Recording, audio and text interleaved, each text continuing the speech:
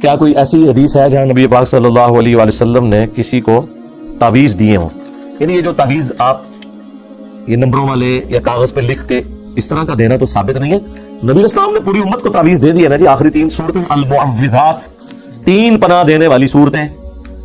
बुखारी में हदीस है नबी इस्लाम रात को सोने से पहले 3-3 दफा पढ़ते थे आखिरी 3 सूरतें, सूरतुल इखलास, सूरतुल फलक और सूरतुल नास। हाथों पे फूंक के पूरे जिस्म पे जहां तक हाथ पहुंचता था तो मलते थे। और मुस्लिम शरीफ के अल्फाज हैं कि अगर हुजूर के घर वालों में कोई बीमार हो जाता तो नबी सल्लल्लाहु अलैहि वसल्लम ये 3 सूरतें पढ़ के दम किया करते थे।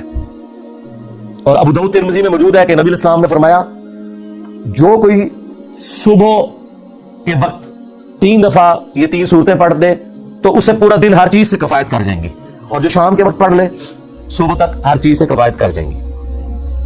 बल्कि तिरमिज़ी में तो यहां तक एक हदीस मौजूद है, सुनन नसाई अल कुबरा में भी फज़ाइल कुरान वाले चैप्टर में, कि जब नबी इस्लाम पे ये आखिरी 3 सूरतें नाजिल हुई है ना, फिर हुजूर आम दुआएं छोड़ देते थे, सिर्फ ये 3 सूरतें ही पढ़ते थे। ये सारे वज़ाइफ पे भारी हैं।